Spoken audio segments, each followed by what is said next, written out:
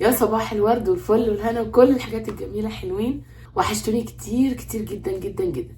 اليومين اللي فاتوا كانوا يومين عليا، يمكن من اول رمضان وانا الحساسيه دخلنا في الموسم بتاع الرمض الربيعي، فعينيا بقى يعني الحمد لله رب العالمين. وكمان رحنا عند حد طلع عندهم قطط، وانا عندي حساسيه شديده جدا مزمنه كمان من القطط، فما كانوش يعني احسن حاجه. الحمد لله رب العالمين كانوا يومين يعني الحمد لله، يا دوب عينيا بدات تتحسن شويه، وشي التنفيخه والكلام ده بدا شويه يعني بنفخ كده مره واحده، ويعني بتبقى حاله صعبه. الحمد لله بدات تتحسن شويه، فقلت بقى اطلع اشوف حبايب قلبي اخبارهم ايه، اخبار رمضان معاكم ايه يا حلوين، والصيام ان شاء الله كلنا المفروض نكون اتعودنا، يعني اول 3 ايام وبعد كده الواحد خلاص بيتعود. رمضان كريم عليكم وعلى حبايبكم، وربنا يحقق لكم فيه كل اللي تتمنوه ويستجيب لدعواتكم ويعمل لكم اللي فيه الخير يا رب. تاني يوم رمضان احنا كنا معزومين عند واحده صاحبتي، انا نزلت ريل كده وشورت على ما شاء الله الاكل الابداعي اللي هي كانت عاملاه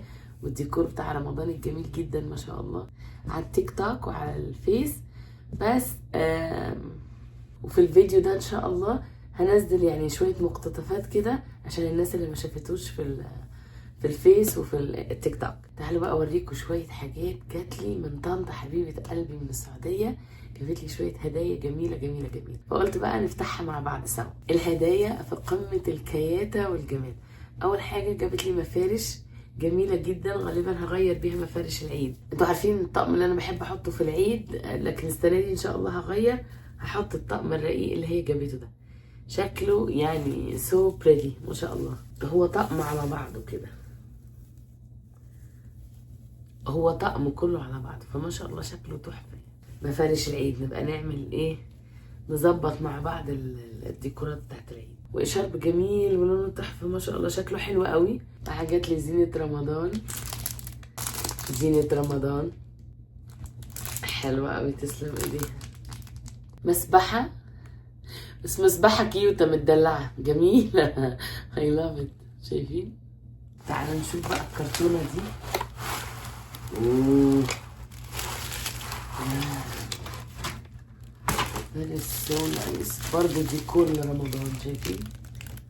ديكور جميل هنعمله برضه مع بعض ان شاء الله. ودي اللي بتحط تحت الحجاب كده. جابت هدايا للمدرسة، المدرسة الإسلامية هنا، للبنات في المدرسة الإسلامية، يعني زي توك بس توك شكلها تحفة. مكعب المسك اللي انا بحبه جدا، وماجنت يتعلق على التلاجة عليه مدينة، جميل اي لاف ات ما شاء الله. وشوكولاتة بالتمر واللوز، تسلم ايدك يا طنط ابدعتي. وكمان هبويا القمر اتبرعت بالجودي باجز بتاعة العيد، اللي هي البوكسات اللي هنحط فيها هدايا العيد للولاد في المدرسة الإسلامية، وكمان حطت فلوس عشان نجيب لهم بيها الكاندي. That's so sweet of you يا هبة، thank you، جزاك الله خير ان شاء الله ربنا يتقبل مني. بصراحة مش عارفة اذا كان الفيديو ده هيبقى يومين رمضان مع بعض، يعني انزل لكم يومين رمضان ولا يوم واحد، بس يلا خلينا نشوف الفيديو هيودينا لفين. تعالوا بقى اوريكم الاكل التحفة لما اتعزمنا عند صاحبتي تاني يوم رمضان. تعالوا اوريكم الاكل كان فظيع، اجوعكم شوية جوعكم شويه، كان فظيع فظيع فظيع. تسلم ايدك يا الوفه يا قمر، كان يوم جميل واتبسطنا والاكل كان تحفه وكل حاجه كانت جميله. الضلمه العراقي دي كانت حكايه عامله زي المحشي بس بطريقه خاصه، يعني طعمها مختلف شويه. انا كنت خليت الاف اللي هي صاحبتي اللي عزمتنا دي، هي كانت بتعمل الضلمه العراقيه دي، وانا طلبت منها ان انا اصوره فيديو واصور الطريقه بتاعته. الطريقة كانت تحفة، أنا جربتها بعد كده في البيت، روعة روعة روعة. هسيب لكم الفيديو، هيظهر في آخر الفيديو ده، هيظهر في الاند سكرين الفيديو بتاع الضلمة للي حابب يجربها في رمضان. وبس كده حلوين، مش عايز اطول عليكم الفيديو اكتر من كده. مبروك للتعليق اللي كسب، وما تنسوش تسيبوا تعليقاتكم تحت الفيديو عشان اختار التعليق اللي هيكسب المرة الجاية. كنافة كانت حكاية، كان في قطايف روعة، نسيت اصور القطايف مش عارفة ليه، بس يعني بصراحة الاكل كان تحفة.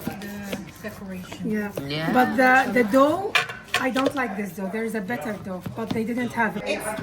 Is it similar to the filo? It's not fair. لا it's not فيلو dough. No, it's something else, right?